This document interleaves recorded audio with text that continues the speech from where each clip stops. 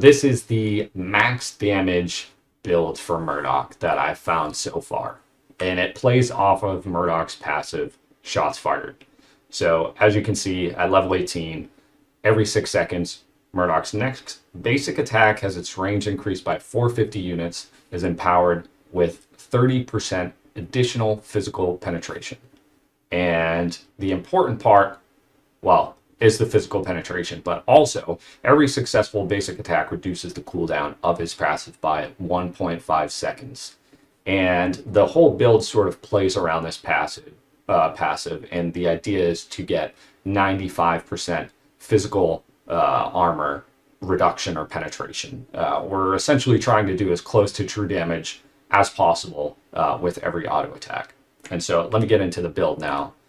First things first is the crest. Phoenix is the choice here for 2 reasons. One, it has the most physical power out of every crest in the game. And 2, reviving when you die is pretty good. You could use some other crests, but the build might fluctuate differently. For the max damage that I've found so far, Phoenix is the best crest.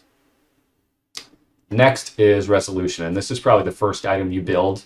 This might be the build path in order for the items, but Resolution is first, and the reason for that is you have to stack it up. You stack it up by building Chalice over here, Soul Chalice, and whenever you kill a minion, you increase your mana up to a maximum of 400, and once you get max stacks, you get 2.5% of your bonus mana as additional critical strike chance. So this helps you get a lot of crit. And the second item in the build, also, back to Resolution, Arcane Strikes helps you deal 3% of your maximum mana as bonus physical damage on hit. So a lot of utility from this item.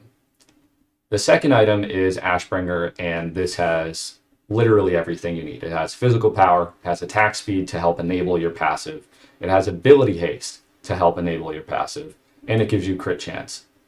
The biggest part of this, or the 2 biggest parts of this item, are the passives.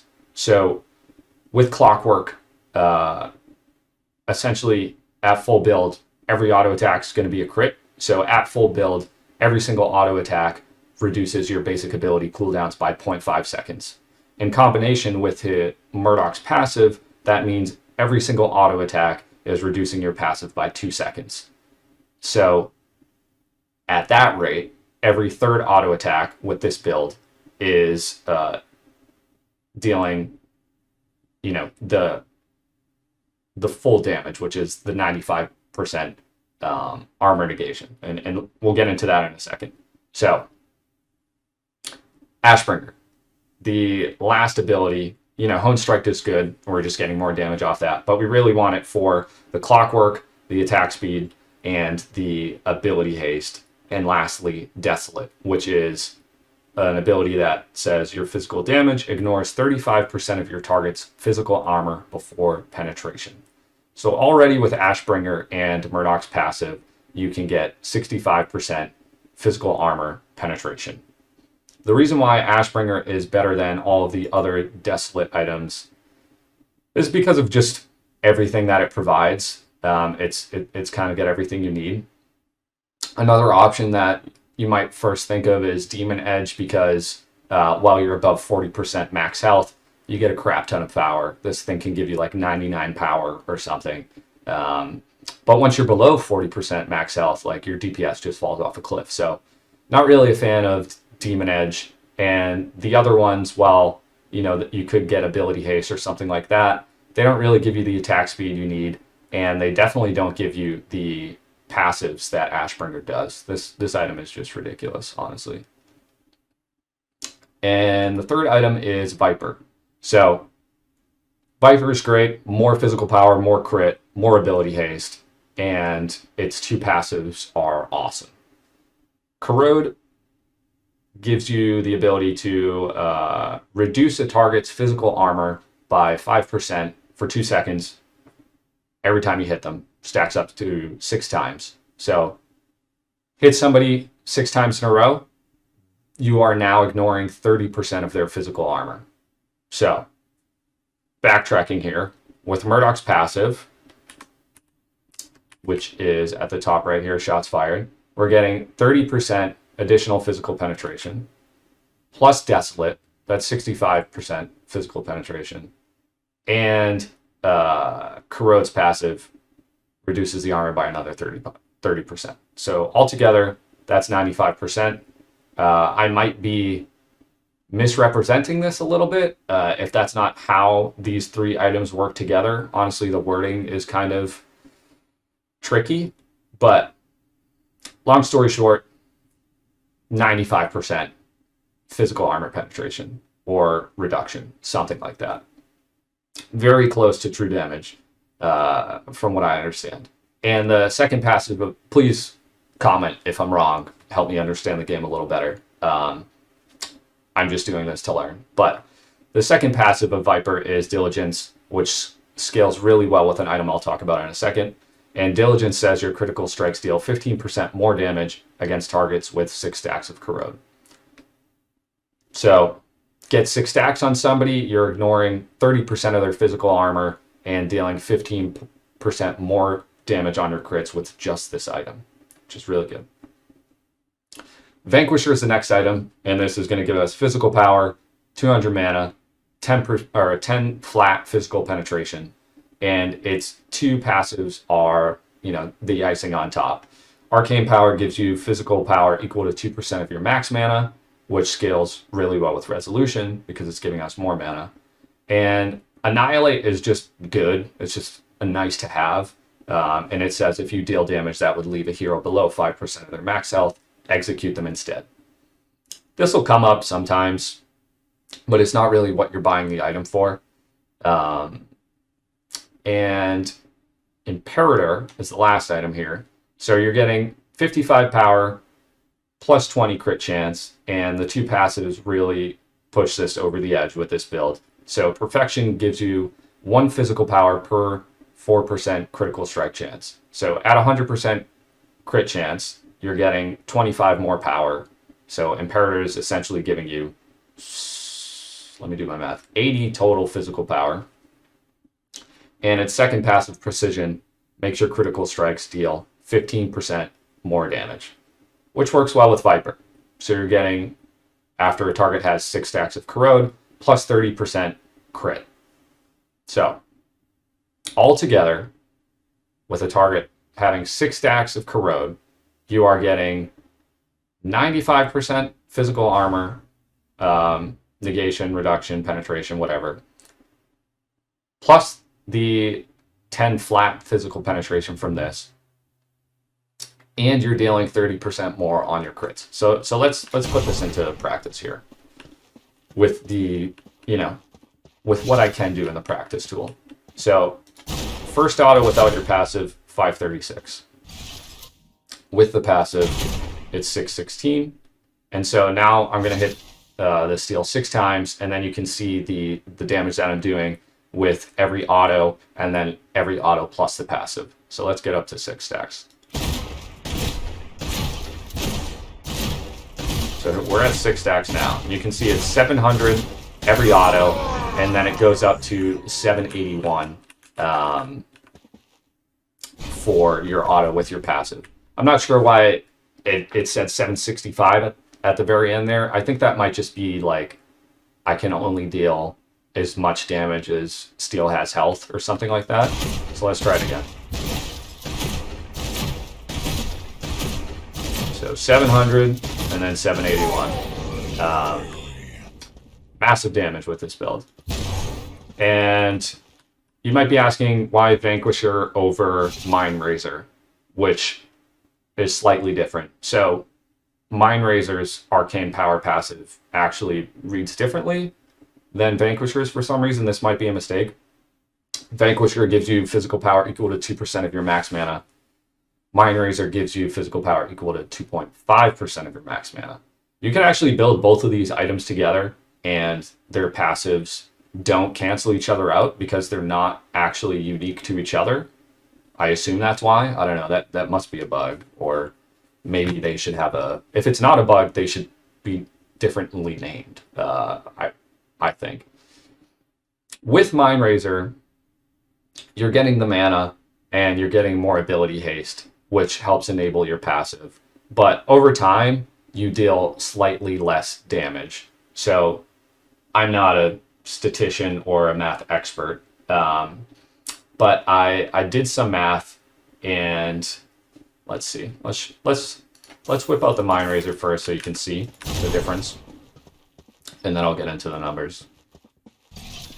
So with mindrazor, the extra 20 ability haste puts you at 50 ability haste. TLDR, when you have 30 ability haste with this build, you're using your passive auto attack every third auto attack, if you're hitting all of your auto attacks. At 50 ability haste, every other auto attack is your passive.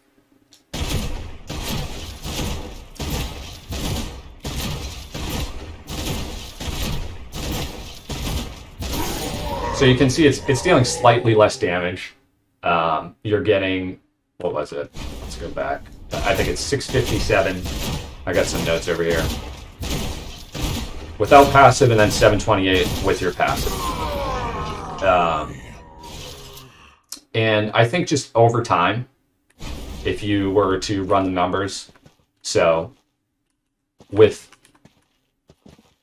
mindrazor, every other auto attack, you're getting your passive off, so it's 657, then 728.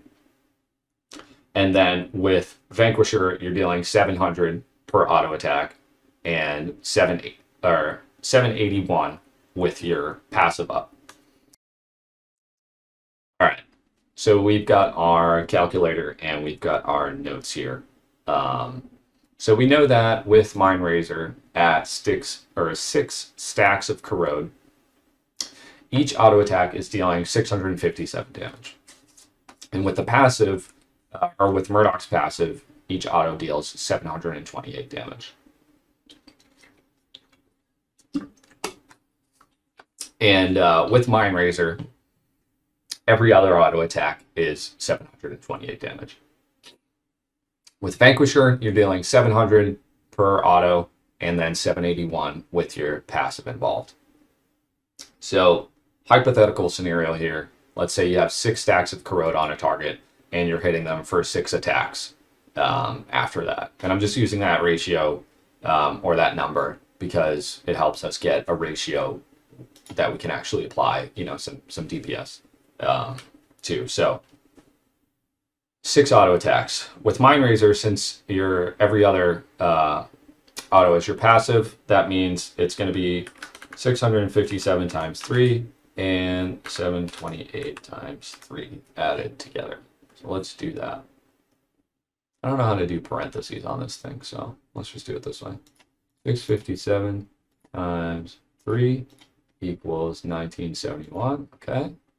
And 728 times 3, 2,184 plus 1971 equals 4,155 damage in 6 autos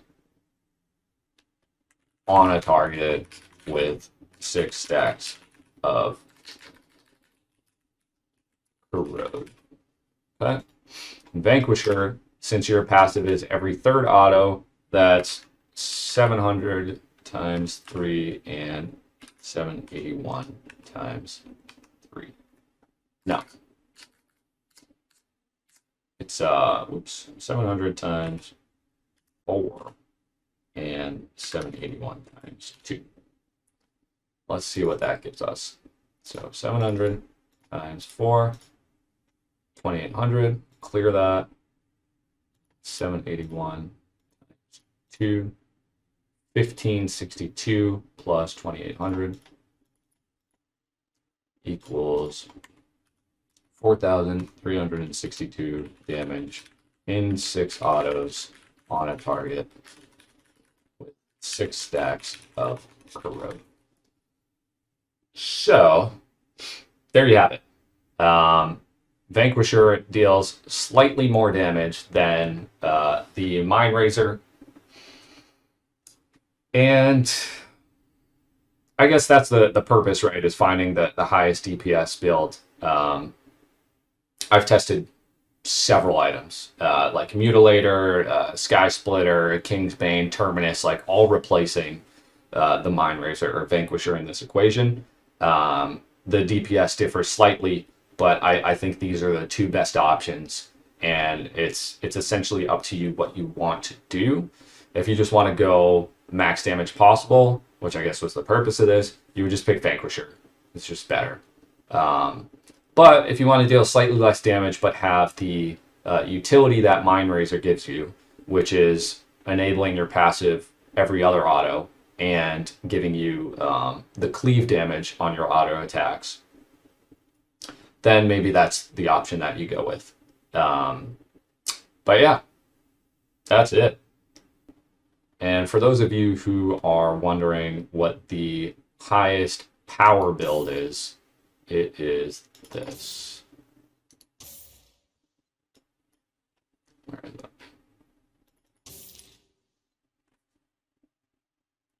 This is just nutty. With Demon Edge, you are getting so much additional power at max build. So let's see. We have 542 physical power right now. Let's sell Demon Edge. I gotta do math. We're at 434. And we go to... This item's giving 108 physical power. That's crazy. That is insane. But the drawback of this build and why I wouldn't suggest anyone goes like the highest power build is one, I mean, you got to get that power through armor, right? So you need more armor penetration or negation or something like that. But two, once you fall below 40% max health, you're gonna lose, like, what is that? 63 physical power. Which is just awful. I mean, you're going to gain 10% omnivamp, but whatever. It's almost negligible. 10% omnivamp doesn't even feel like anything if that's the only omnivamp you have. So, wouldn't really recommend the full power build, but if you want to go that route, this is how you do it. It's Resolution, Demon Edge, mindrazor, Vanquisher, and Imperator. And yeah, that's it for me.